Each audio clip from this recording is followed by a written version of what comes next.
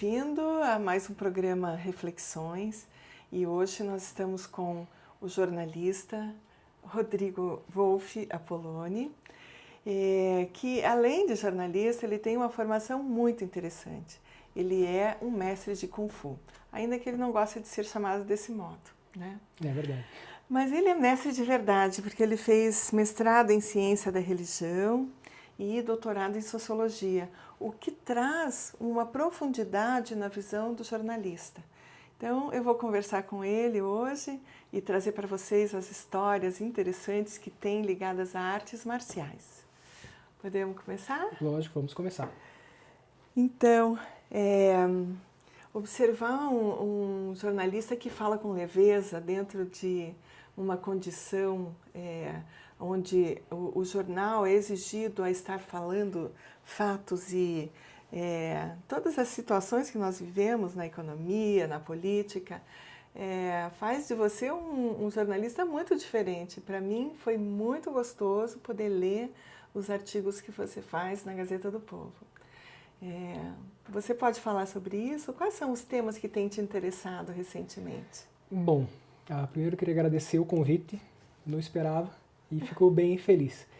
Em relação a essa questão da temática na Gazeta, eu tive a sorte, quando eu fui convidado pela Gazeta para escrever, eu tive a sorte de poder escrever sobre o que eu quisesse.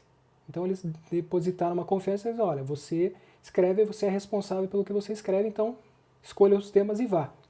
Mas é uma coisa que eu até comento muito com meus alunos na faculdade de jornalismo, que eu faço orientação de TCC. E os TCCs, assim, 80% são TCCs cujos temas são a desgraça da humanidade.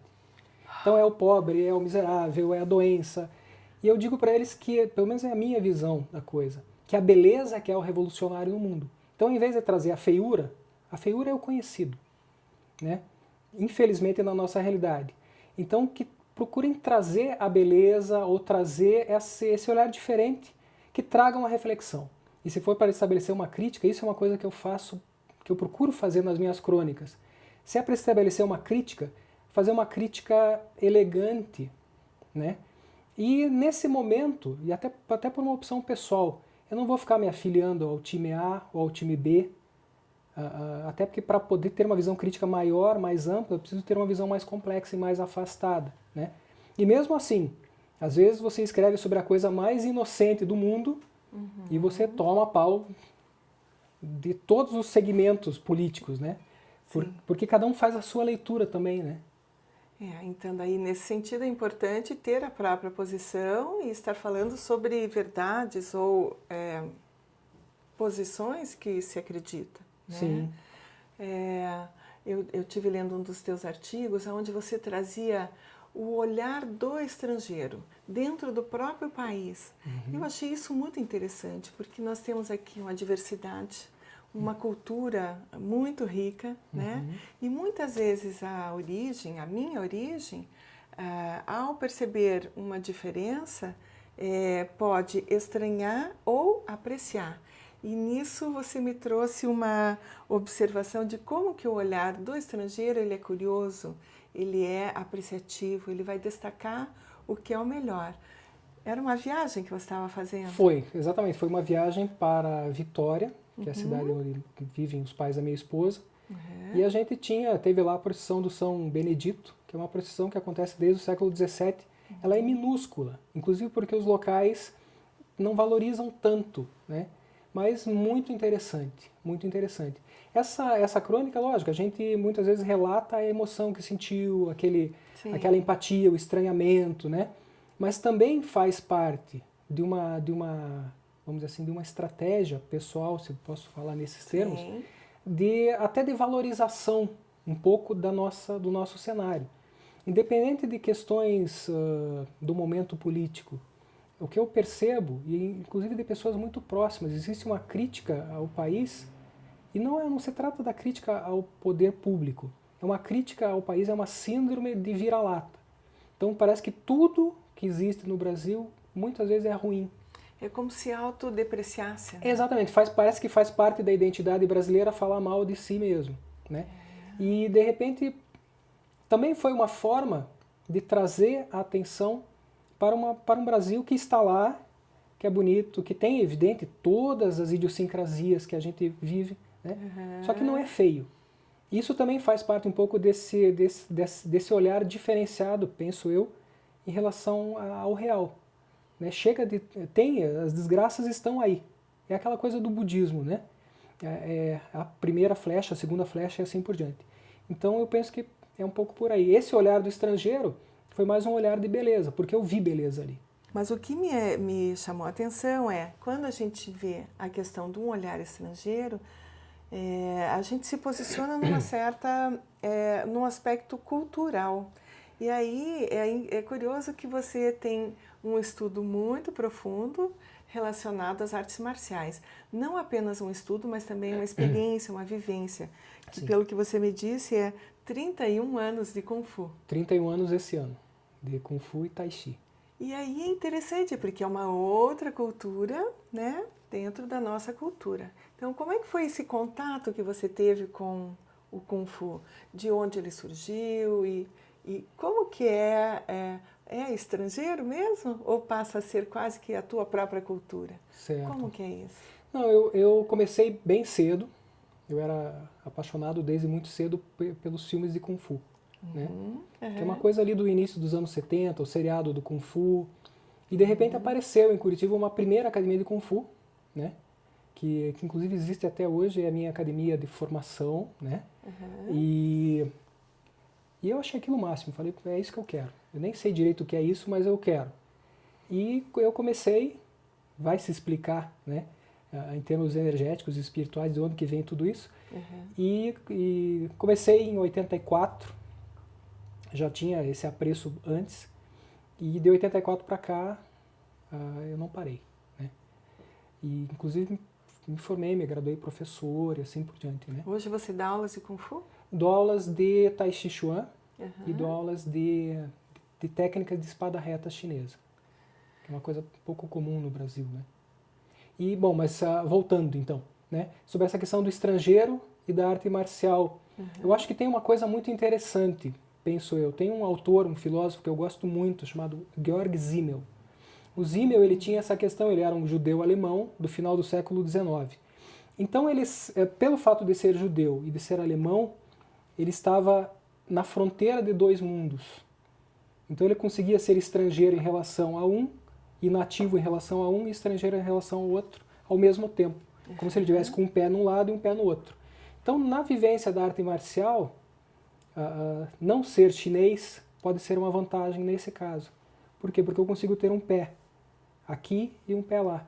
E com o tempo, poder transitar um pouco mais entre os dois campos, para poder extrair formas de entendimento do outro campo a partir de um para o outro. Né? O interessante é que tem ali um aspecto que é um aspecto físico em si, né? Concreto, é o trabalho corporal. Tem um aspecto de energia, o qual deve ser, tem um certo mistério, né? A compreensão dessa energia e através dos exercícios corporais poder ir dominando. E tem ainda um aspecto filosófico. Eu acho que esses três aspectos vão fazer parte da vida da pessoa. Sim, né? Sem dúvida. Que toma contato com as artes marciais. Sim. É por isso que é importante, a gente costuma dizer que toda arte marcial é boa. Toda arte marcial é boa desde que é bem ensinada.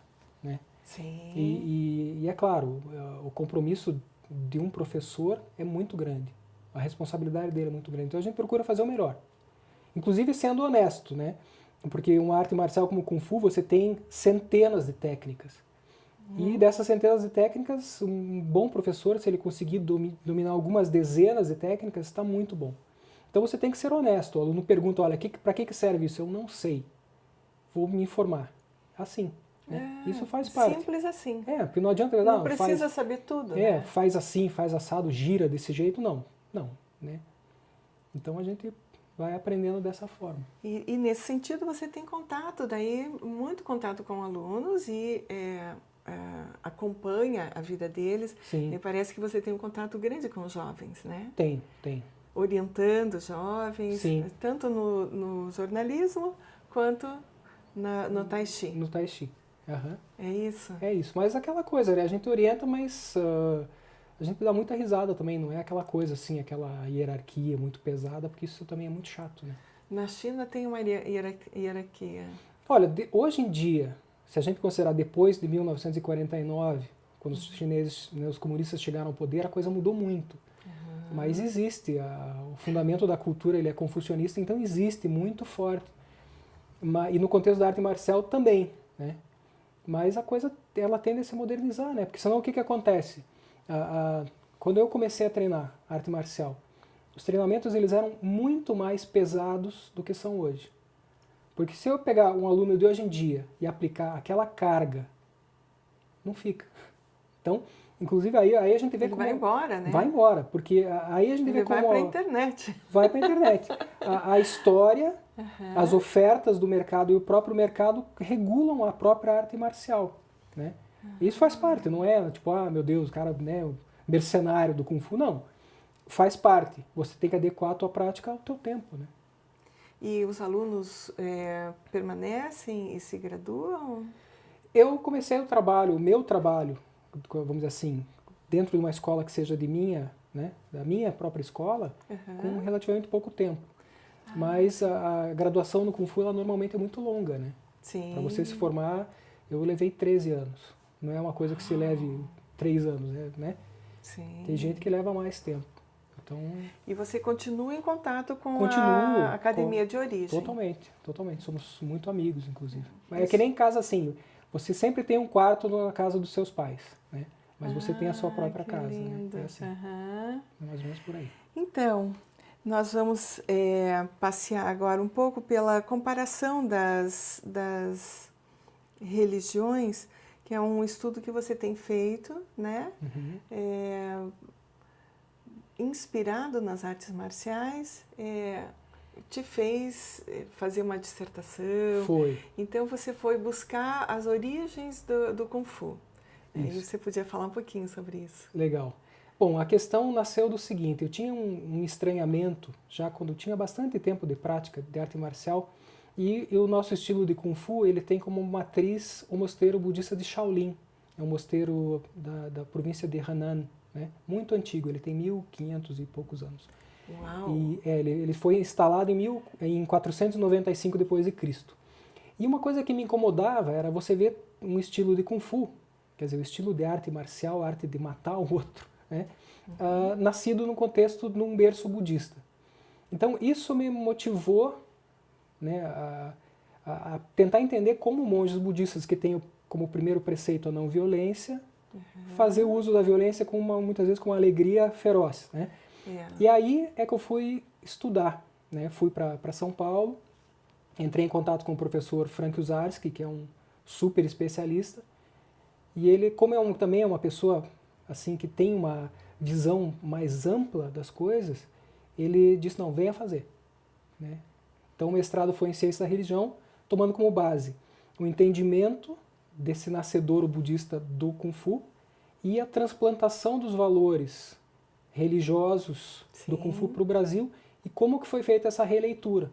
E se a gente tem um Kung Fu à brasileira por força disso. Né? E o que da origem budista permaneceu aqui no Brasil? Sim, né? sim.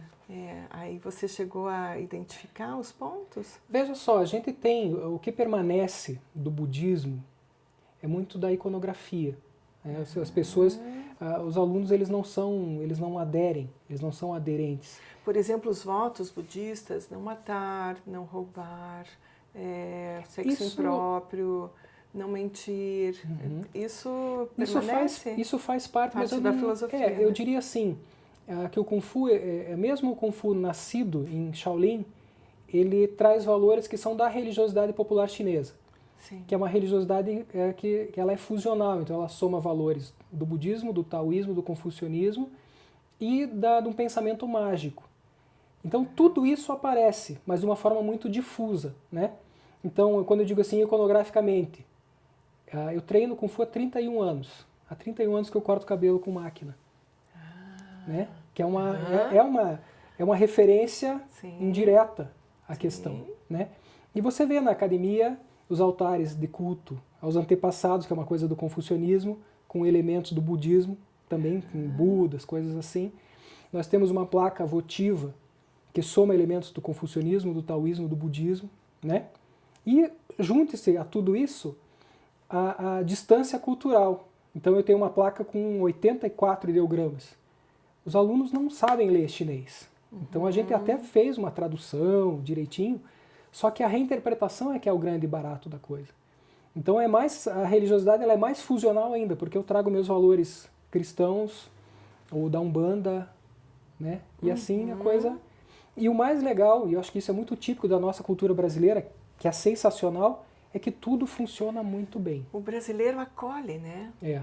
Tem esse potencial de acolhimento, de uma certa reflexão sobre aquilo, ou não, de adotar quando é uma coisa boa. Sim. É um valor. Claro. Né? E inclusive de um uso instrumental da religião. Por quê? Porque quando eu treino Kung Fu, eu posso ser, aspas, o monge de Shaolin. Eu saio de lá, eu posso ir no culto, eu de repente preciso falar com o antepassado, eu vou na sessão espírita, tudo, né?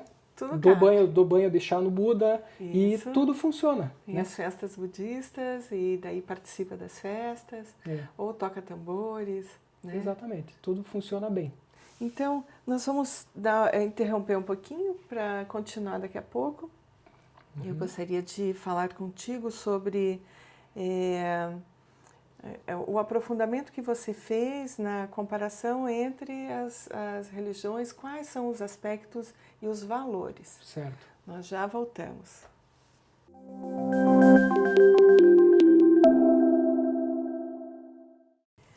O programa Reflexões tem o apoio da Caixa Econômica Federal através da Lei Municipal de Incentivo à Cultura de Curitiba.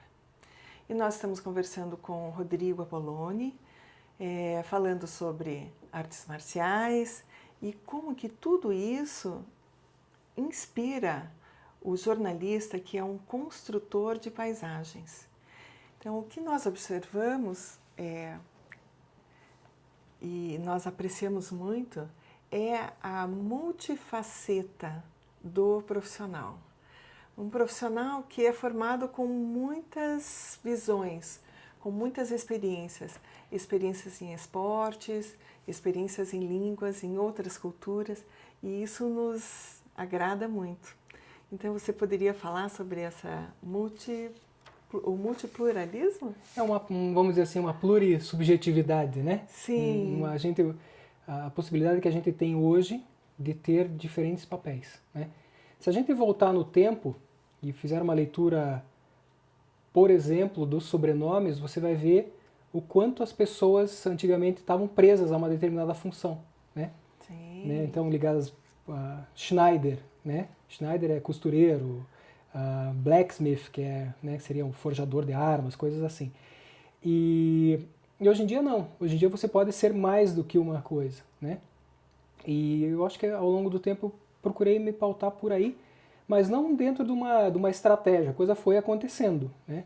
Calhou de eu ter alguns interesses meio difusos e de repente a coisa caminhou um pouco por aí. Tive apoio, devo dizer, dos meus pais, né? O meu pai, nesse quesito, ele é exatamente o contrário, porque ele é um procurador do Estado que trabalhou a vida inteira dele na mesma coisa, trabalhou muito, né? Começou muito, assim, numa origem muito humilde, só que sempre...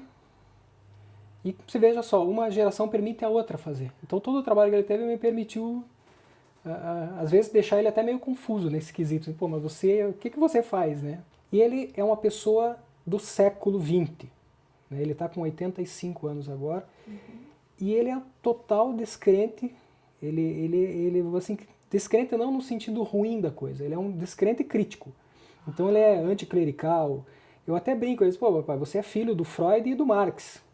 E aí ele briga, não sou filho de coisa nenhuma, quer dizer, ele nega tudo. Ele é ateu? Ele é ateu da pesada, assim, né? Que legal. Só que o que acontece? Aí tem o filho, né? E portanto gera-se uma tensão. Porque de repente, eu estou mexendo no microfone aqui, espero não estar estragando tudo. Mas o fato é que ele... Por força disso, o pensamento religioso, aquela construção neural do cérebro, do religioso é uma coisa que você nasce com aquilo, né? Você pode desenvolver ou não desenvolver. Eu nunca neguei esse aspecto. Só que por viver essa tensão, porque é uma tensão, pô, o cara é meu pai. Eu procurei, até inconscientemente, formas de chegar no tema. E uma forma é evidente, é a forma da intelectualidade. Uma forma é a forma de uma prática que tem elementos religiosos embutidos, que é a parte da arte marcial. Então, a pesquisa no campo da religião e das religiões orientais que me interessam é uma pesquisa que também faz parte de um processo de aproximação do meu ser religioso. Isso é algo que a gente vê muito na ciência da religião. Claro, é evidente que você tem que desenvolver uma capacidade crítica. É a mesma coisa da figura do jornalista com o lama. Naquele momento você não é um acólito, naquele momento você não é um adepto. Então, você faz uma aproximação em relação a essas religiões que você admira, mas uma aproximação que tem que ser crítica.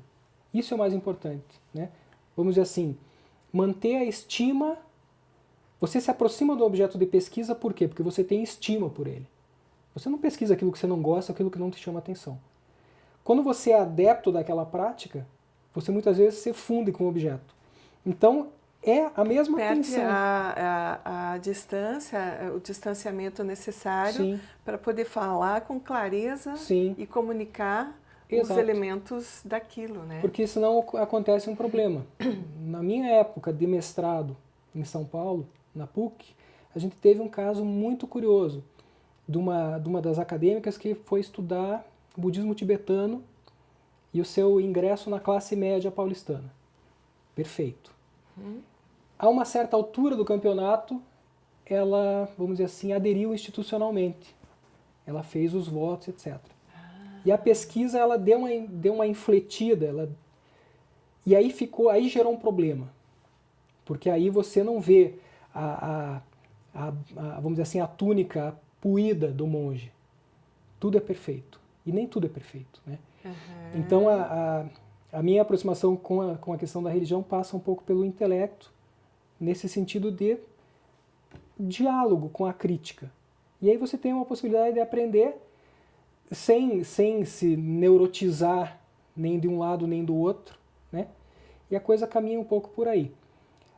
Com relação à temática atual de pesquisa, eu tenho pesquisado muito elementos das teorias do Tai Chi e como que elas se ligam com o pensamento taoísta, com a cosmogonia chinesa e com a própria medicina chinesa.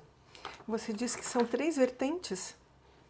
3 vertentes... Da arte marcial, 3 vertentes do Tai Chi, sim. É isso? Não, 3, no caso da China, seriam 3 vertentes históricas, né, que a gente define.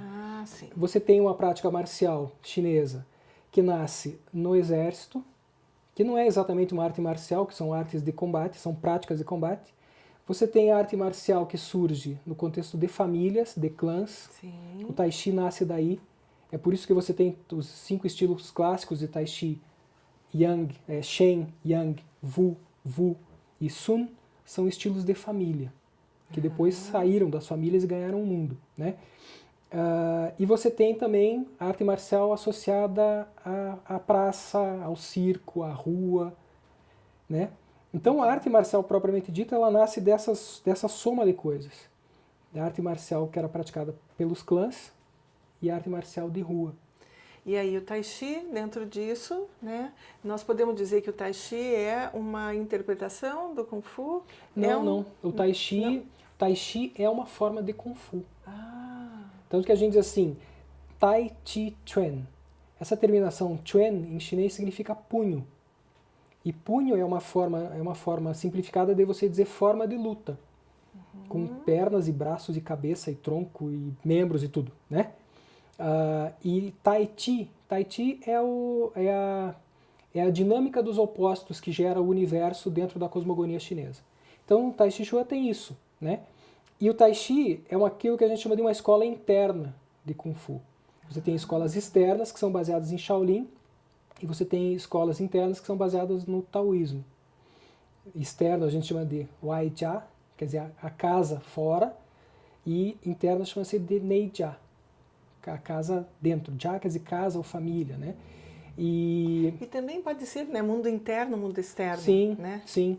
E o Tai Chi é uma prática marcial, todos aqueles movimentos, aquela coisa, tudo aquilo é técnica marcial, feita de forma lenta e de forma energética, que se baseia em princípios de combate, né? Dentro disso, tem o aspecto da energia. Completamente, completamente. Por quê? Porque quando a gente faz o Tai Chi, você tem um elemento central, que chama-se intenção. Intenção quer dizer I em chinês. São dois elementos. I, eu estou aqui escrevendo o ideograma na mesa, Eu tô né? vendo. E Shin quer dizer coração, né? Mas são duas formas que se referem à mente, né? E o Tai Chi trabalha muito com intenção. Para onde que eu vou? Como eu percebo a intenção do meu oponente. Intenção, a intenção é energia. A energia é manifestação da intenção. Né? Então, quando eu faço uma rotina de Tai Chi, eu estou dirigindo a minha intenção para um lado, para o outro, para frente e para trás, etc. Quando eu manifesto a minha intenção, a minha energia vai. Se eu trago a minha mão da esquerda para a direita, a minha energia está fluindo por todos esses. Né? E ela não é só o aspecto visível, né? Porque daí é como se ela formasse uma onda para frente, né? E a ideia qual é? É você, como arte de combate, não como arte total, arte integral, né? Que essa é mais a finalidade hoje. É você concentrar toda a sua energia. Então, vamos dizer assim, eu transfiro toda a energia do meu corpo através da minha intenção para um único ponto do corpo do meu oponente. Né? E esse ponto é que vai ser, vamos dizer assim, que vai receber o impacto, que não é um impacto físico, o estrago se dá a partir daí. Né? Da intenção, da energia, da percepção da intenção do outro. Do reforço da tua intenção pela retenção da intenção do outro. Assim a coisa caminha. E tem um nível de flexibilidade também, né? Sim, sim, sim. Percebendo o que o outro vai fazer, também eu me distancio daquilo, eu desvio, ou eu... A gente costuma dizer o seguinte, isso é uma coisa que até na estratégia militar chinesa aparece, no Sun Tzu, né? Ele diz assim, quando o meu inimigo me ataca, eu me antecipo. Então, ele manifestou a intenção de atacar e eu já estou me defendendo. Né? E isso faz com que o Tai Chi não seja uma arte marcial de impacto. Ela não é física. Você não tem uma quantidade muito grande de socos e chutes. Você tem uma quantidade grande de deflexões, de tangenciamentos e de usar a força do outro a seu favor. Algo que mais tarde veio a ser usado pelo Aikido. E o Qigong dentro disso, ele é como se fosse uma parte mais primordial? O Qigong, se a gente for pegar a história da arte marcial chinesa, a arte marcial, se você pegar na história da China, ela ganha esse caráter mais religioso, mais energético, a partir do século XVII, por uma série de fatores, principalmente de caráter político. Né? Mas os exercícios de Qigong, eles existem, eles se perdem no tempo. Eles começam lá na dinastia Xia, a gente está falando aí por volta de 2000 anos antes de Cristo. Como danças... 3.000 anos até hoje. Danças xamânicas, coisas assim. Então as pessoas começaram a perceber que quando elas iam lidando com o corpo dessa maneira, dessa forma, que iam ocorrendo efeitos físicos e mentais, etc. Algo que aconteceu na Índia também. Dentro disso, então, você estudou elementos do Tai Chi para comparar com o mundo atual. Sim ou não? Sim, eu acho que faz parte, né? Faz assim. Mas como elementos religiosos ou como poder fazer comparação com religiões atuais? Eu não diria assim que é algo que surja de uma maneira sistemática. No estudo acadêmico, o que eu estou tentando fazer é traduzir alguns elementos no sentido de, inclusive, de colaborar para que a prática do Tai Chi no Brasil ela seja mais, assim, é um negócio meio pretensioso, inclusive, mas que ela seja mais, que ela tenha mais elementos não corporais. Por quê? O que a gente vê? Cognitivos, né? É. Por exemplo, apoio de texto. Sim. Porque o que acontece? Por muito tempo, a cultura chinesa, a cultura marcial chinesa, desde 1500, ela produz manuais associados à arte marcial. É muito antigo, né? Só que por muito tempo esses documentos estiveram só em chinês. Hoje em dia muitos já começam a aparecer em inglês. Em português ainda não tem nada. Sim. Porque é uma cultura que a nossa cultura não teve tanto contato com... Não tivemos imigração chinesa, né? Então, aos poucos isso está sendo traduzido para Exato. o português. Exatamente. Uhum. Inclusive eu tive a oportunidade de fazer uma tradução de um livro de um professor de Harvard sobre a história do Mosteiro de Shaolin. Que então ele fala assim, a história do Mosteiro de Shaolin, e ele explica assim, tecnicamente o que aconteceu lá e aonde que a coisa chegou, né? Então no Tai Chi é um pouco por aí, tentar traduzir um pouco, inclusive não pro outro, traduzir para mim mesmo, porque apesar de fazer o Tai Chi há muito tempo, eu também entendo muito pouco desse cenário não corporal, para que a prática faça mais sentido, né? Os nossos mestres chineses, muitas vezes, eles têm dificuldade de explicar.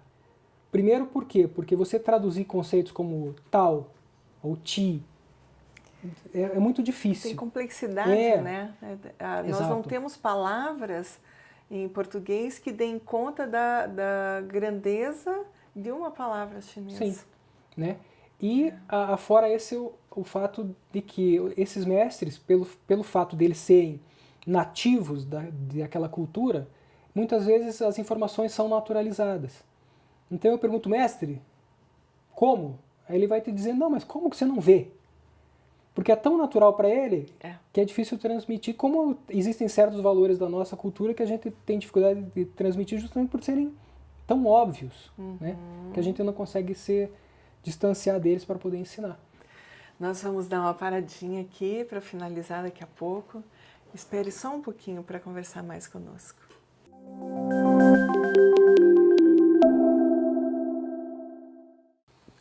Estamos iniciando o terceiro bloco e eu acho que nessa conversa você está podendo perceber a profundidade e a riqueza de que outras tradições, outras culturas possam fazer na construção de um profissional. Profissional esse que está hoje numa posição de construir junto conosco paisagens, porque as crônicas que ele escreve são excelentes na Gazeta do Povo. Obrigado.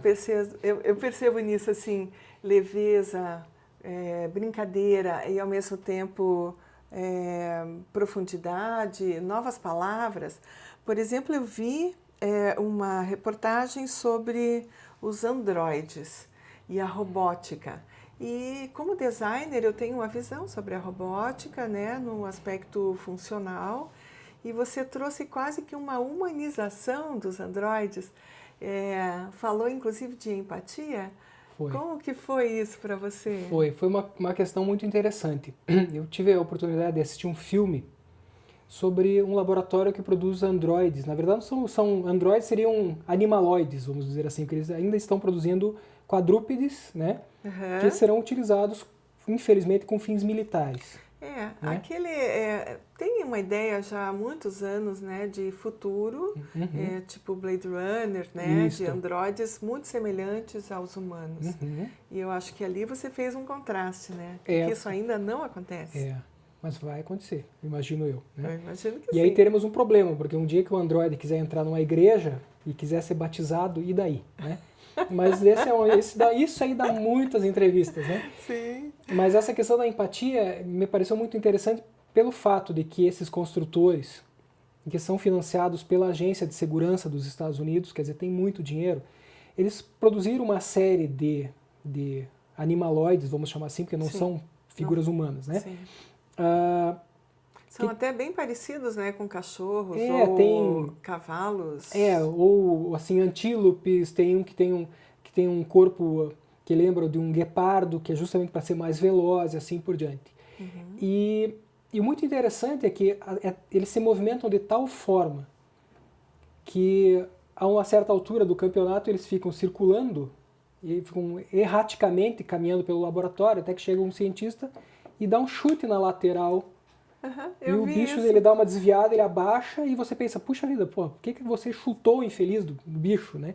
Quer dizer, você já transformou uma peça inanimada, sem ânima, vamos dizer assim. Sim. Você criou uma empatia, porque você sentiu pena, você se colocou no lugar daquele que está levando um chute do cientista. Quando na verdade o cientista estava tentando demonstrar o ponto da perfeição do equilíbrio da máquina.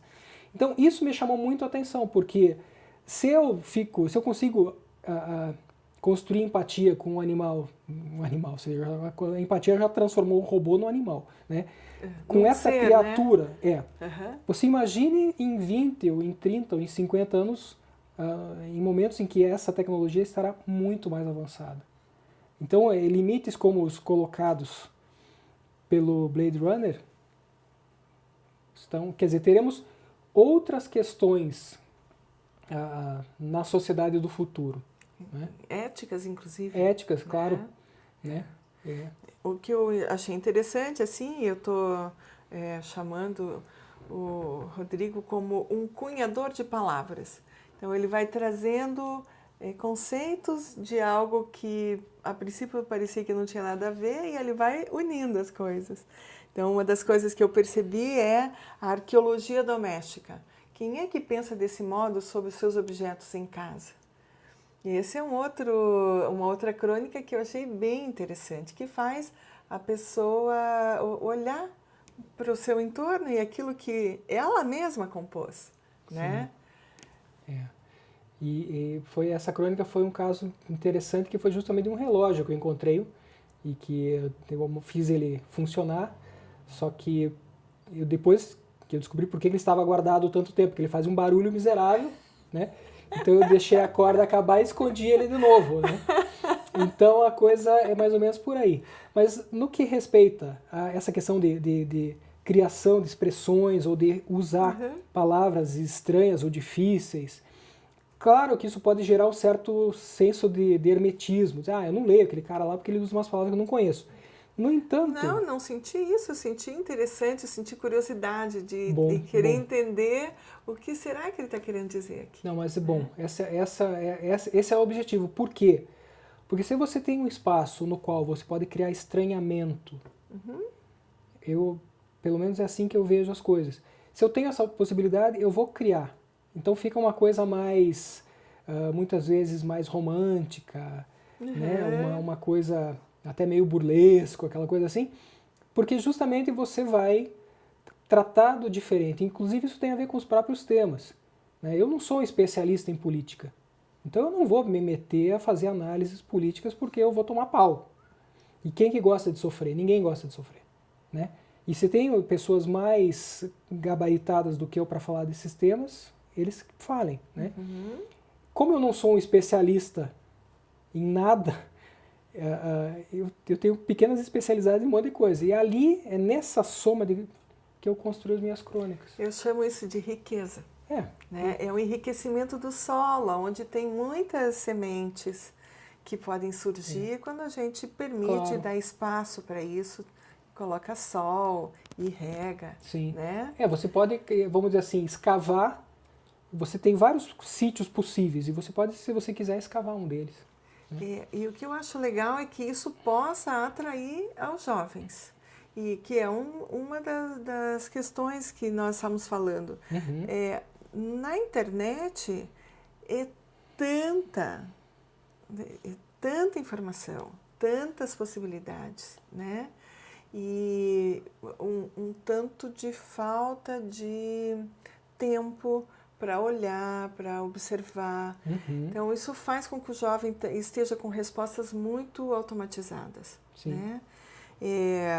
E nós falávamos que as crônicas, elas estão dirigidas à internet, né? É a Gazeta do Povo na internet. Então, algo que vai fazer as pessoas, pelo estranhamento ou pela curiosidade, vai chamar atenção a algo interessante. E como que você tem visto a atitude do jovem hoje, digamos, diante da internet, ou diante dessa diversidade toda? Eu acho que a primeira questão que a gente poderia colocar diz respeito à própria fragmentação, né? Essa fragmentariedade. Isso é uma coisa, vamos resgatar um pouquinho o Marx. Tudo que é sólido desmancha, e tudo desmancha o tempo todo.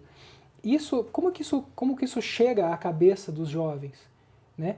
Então a gente passou séculos desconstruindo aquelas grandes estruturas de poder, né? E de a gente responder para certas lideranças, assim por diante. Só que hoje a gente vive um momento que é muito especial em relação a isso. A coisa está tão fragmentária e ao mesmo tempo você tem tanto poder unitário, tanto poder nos indivíduos, que isso gera estranhamento. Aí você vai dizer assim, mas então a gente vive um tempo ruim. Esse é um discurso muito fácil de fazer, que nós vivemos no pior dos mundos. Não, a gente vive no melhor dos mundos. Deixar negativa, né, a visão. Sim, eu preferia dizer que a gente está num momento de passagem. Assim, vamos pegar o Teilhard de Chardin, né? Aquele processo da noosfera, que nós estamos nos concentrando para chegar numa superconsciência, que não tem nada de místico nisso, tem uma questão de avanço. Então, valores se perderam, valores novos chegaram. Isso tem implicações, por exemplo, sobre a responsabilidade daquilo que eu falo na internet. Você imagine um fenômeno da nossa época, que é o fenômeno tal dos nudes. Uhum. Eu jamais pensaria na hipótese de mandar uma foto pelado para alguém. Não faz parte do meu ambiente, do meu cenário cultural. Uhum. Né? E, no entanto, isso é uma coisa que faz parte da cultura hoje. Né? Você imagine você enviar um fragmento da sua nudez para o outro. O que isso revela em relação à sua intimidade e o que isso revela em relação à sua falta de intimidade. E aquilo que se oferece como paisagem, como imagem, né? Qual o impacto vai gerar nas intimidades dos seres que estão tomando contato com aquilo? Inclusive porque são representações. Você não vai se mostrar pelado na sua pior forma, né? No seu pior ângulo. E isso, claro que isso se reflete nas opiniões que se coloca nos jornais. Muitas vezes, nas crônicas, eu já anotei isso, eu escrevo sobre o tema A. E eu recebo críticas favoráveis ou desfavoráveis, como se eu estivesse falando sobre B, C, ou D, ou E.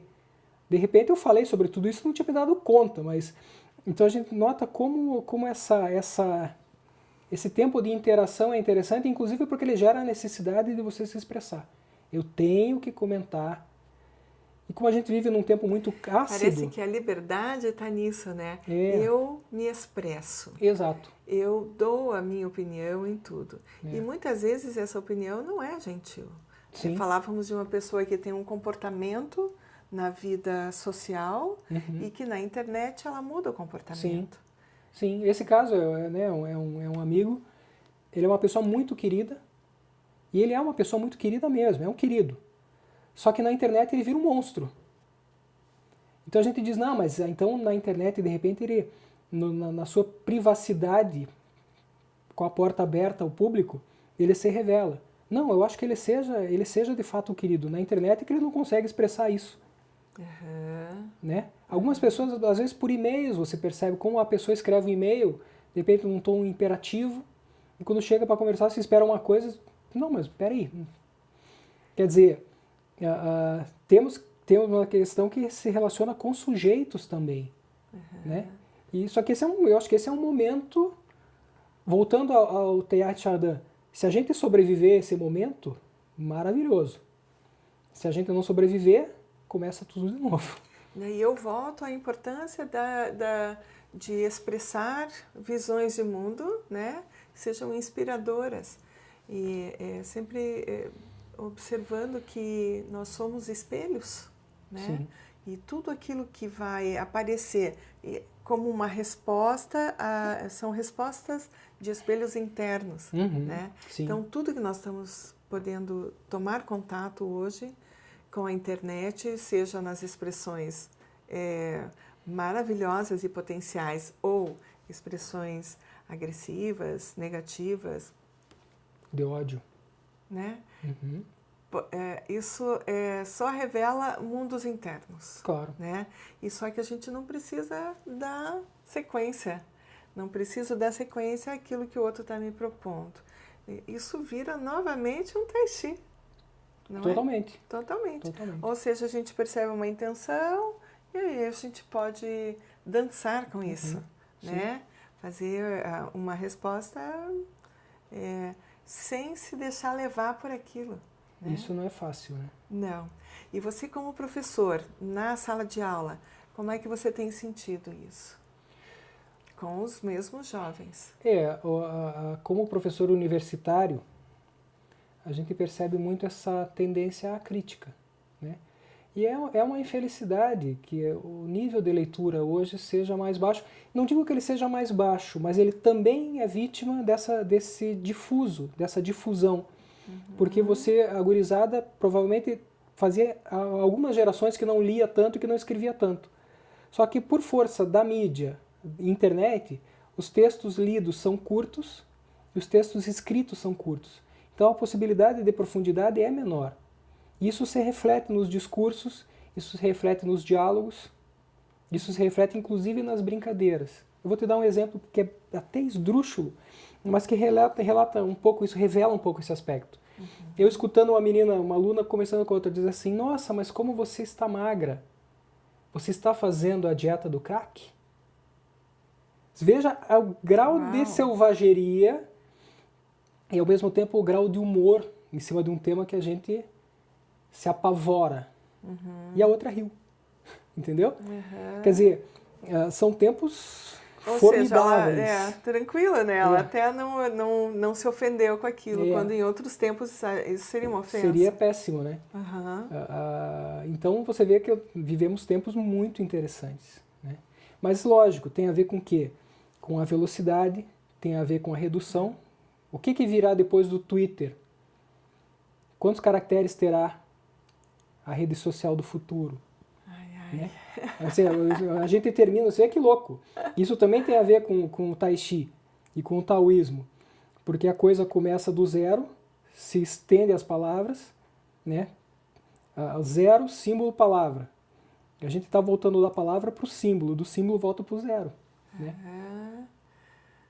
Que interessante. Se você pudesse dar uma mensagem para um momento no futuro, né? Daqui a 20 anos ou daqui a 50 anos. Então, para crianças que estão nascendo hoje, e colocasse essa mensagem dentro de uma garrafinha, e eles fossem abrir daqui a 50 anos, o que você falaria? Olha, é difícil responder. Mas quando você foi colocando a pergunta, eu me lembrei de um mestre chamado Sun Lutang, que é o patriarca do Tai Chi da escola Sun. Ele tinha uma palavra, que era para os seus alunos sempre, que era treine, pratique, pratique, pratique. Então, você me perguntar qual é a palavra do dia que está na minha mente, eu abri a garrafinha, pratique, só isso. Para você ter alguma vivência, né? E ele era muito pragmático, porque praticar é uma palavra só, é um ideograma só, em chinês. Né? Então, como se diz no Rio Grande, para de se fresquear e vai treinar o que você quiser. Né? Eu vou agradecer a tua presença, muito obrigada pela riqueza da conversa e fazer um convite a que vocês olhem os próximos capítulos, as próximas conversas, que serão tão ricas quanto essa. Eu agradeço muito, a paciência inclusive. Não, foi maravilhoso. Paciência nada, eu ficaria aqui conversando por um bom tempo. Legal, obrigado. Então, muito obrigada e até o próximo programa.